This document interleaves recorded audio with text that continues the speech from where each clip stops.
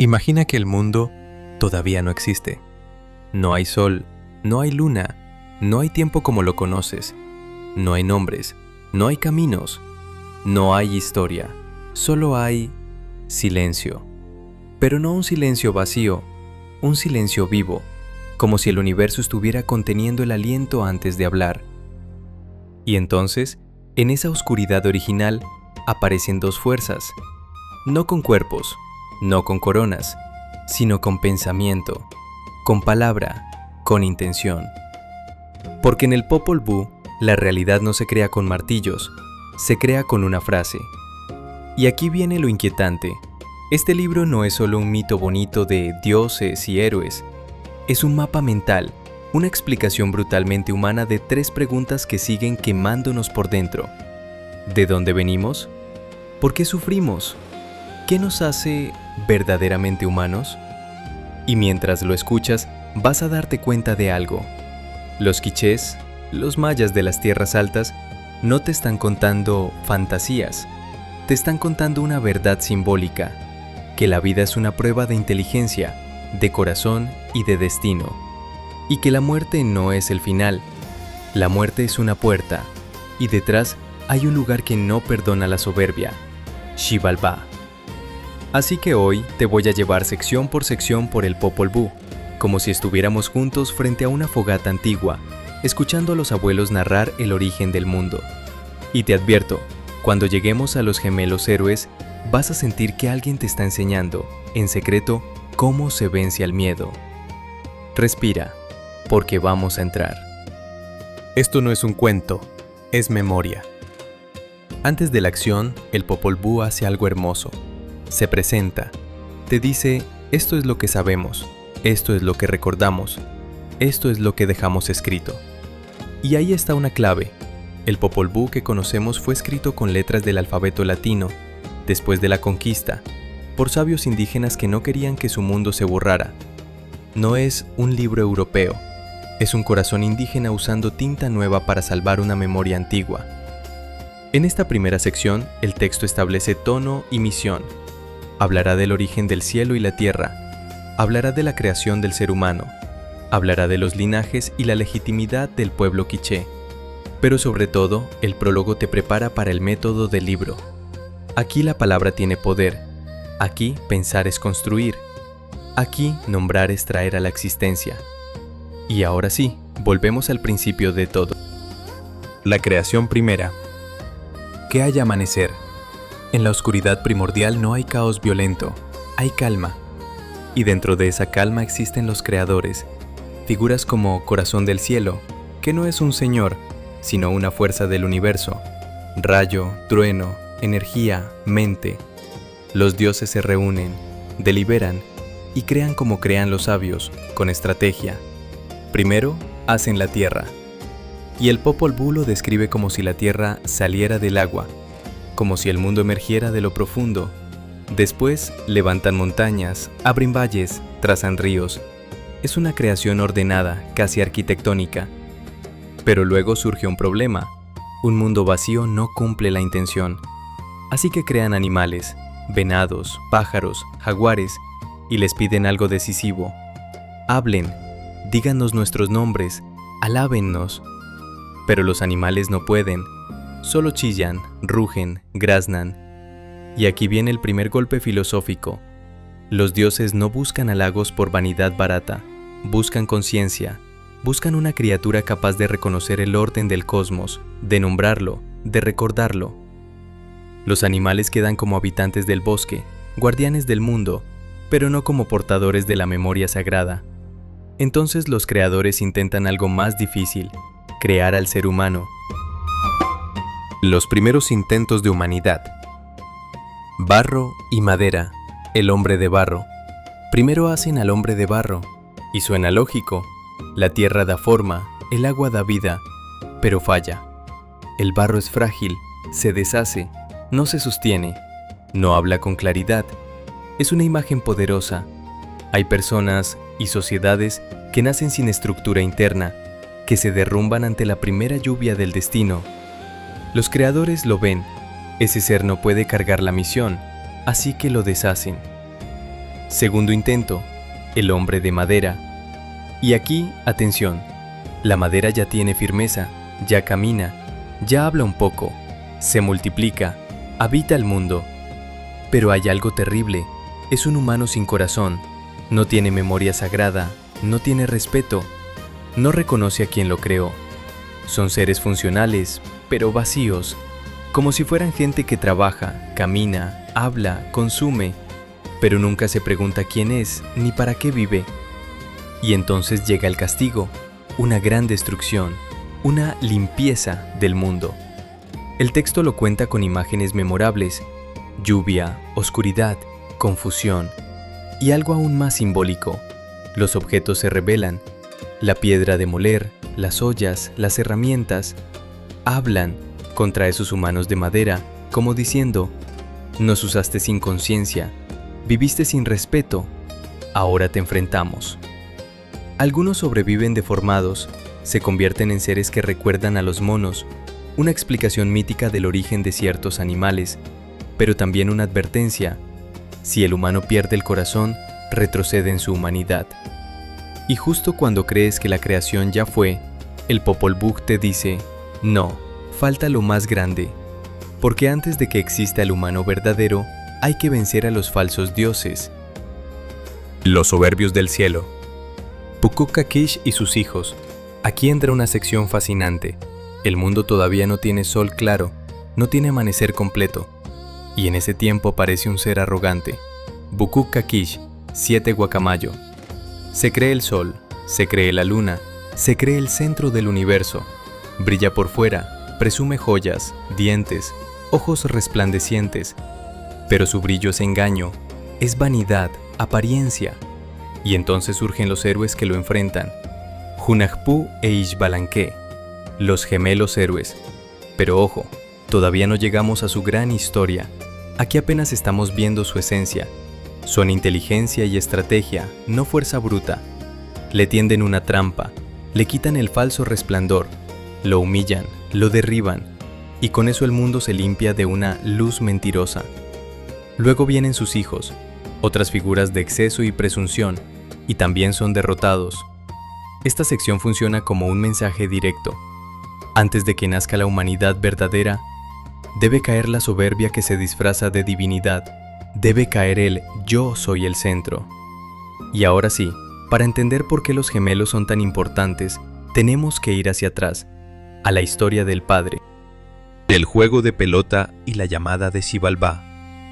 Un Hunahpu. En el Popol Vuh, el juego de pelota no es deporte, es símbolo de cosmos, día y noche, vida y muerte, destino y prueba. Los primeros jugadores son Hunahpu y su hermano. Juegan con fuerza, hacen ruido, y el ruido llega a un lugar profundo, Xibalbá, el inframundo. Xibalbá no es infierno cristiano, es otra cosa, un reino de pruebas, de miedo, de engaño, de enfermedad, un lugar donde los señores ponen trampas para humillar al alma. Los señores de Xibalbá se molestan. ¿Quién se atreve a hacer ruido sobre nuestras cabezas? Y llaman a los jugadores. Los hermanos bajan, y ahí ocurre una escena clave. Los reciben con trucos, con falsas cortesías, con pruebas de vergüenza. Los hacen sentarse en un banco ardiente. Los confunden con muñecos.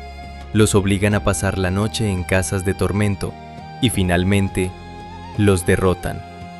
Hunahpu muere. Su cabeza queda colgada como trofeo, pero aquí viene lo extraño y lo sagrado. La cabeza habla. La muerte no calla del todo.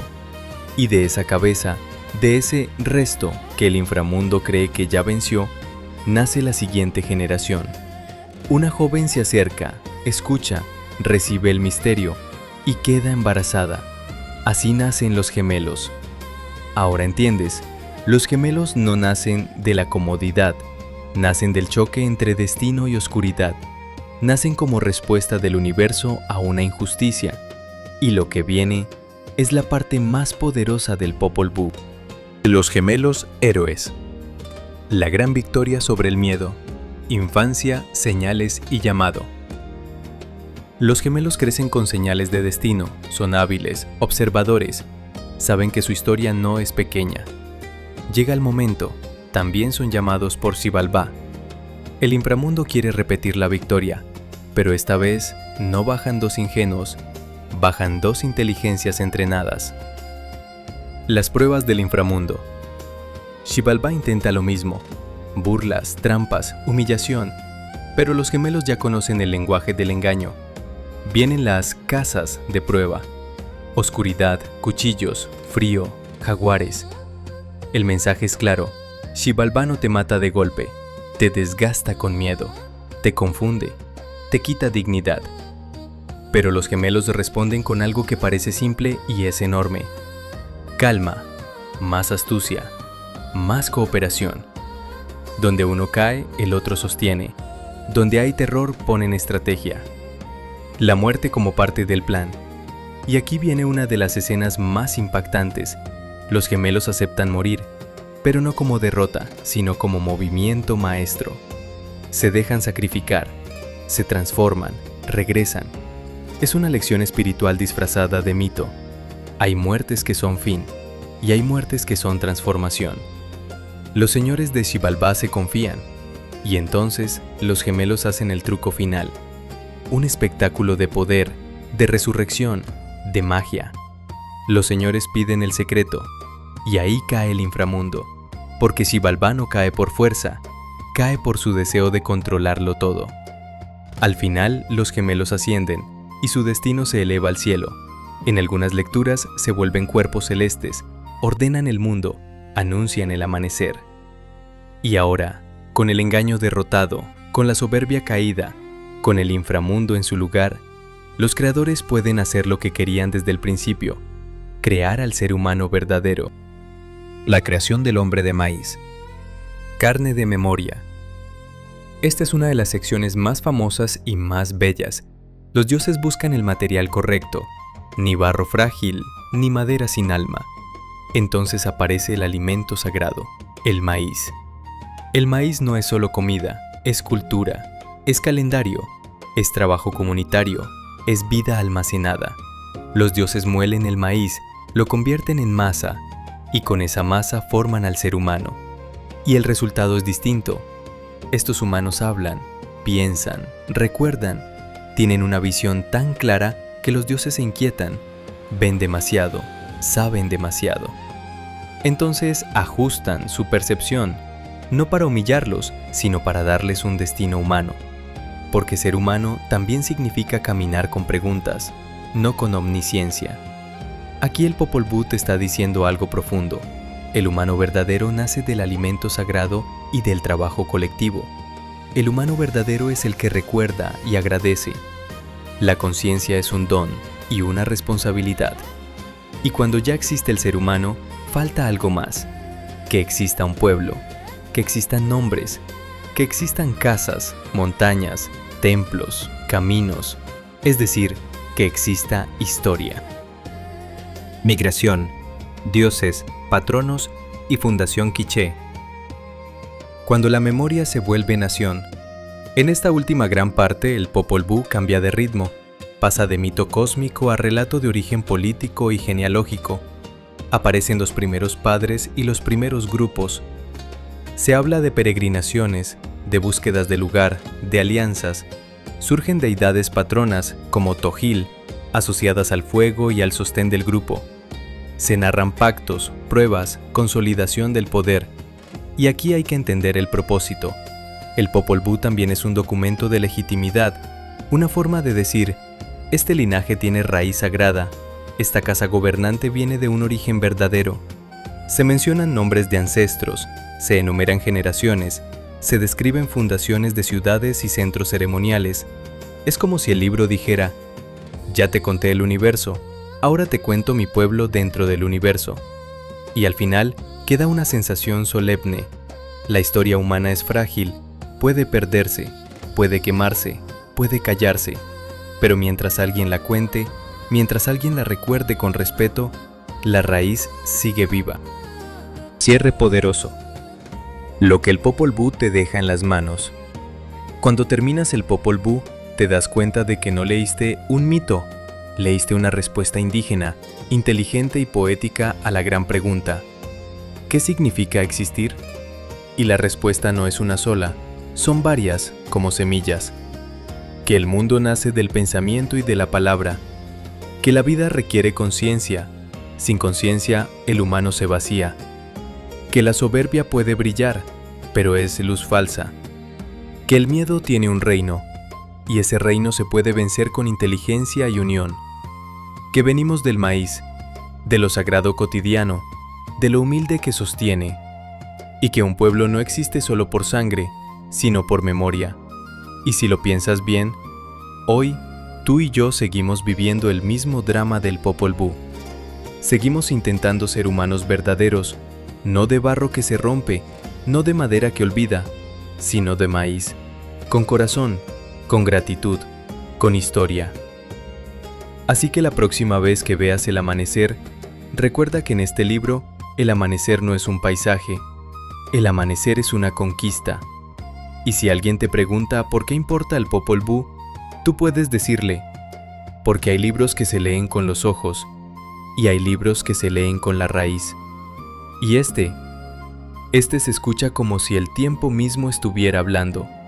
Y ahora, el fuego queda encendido.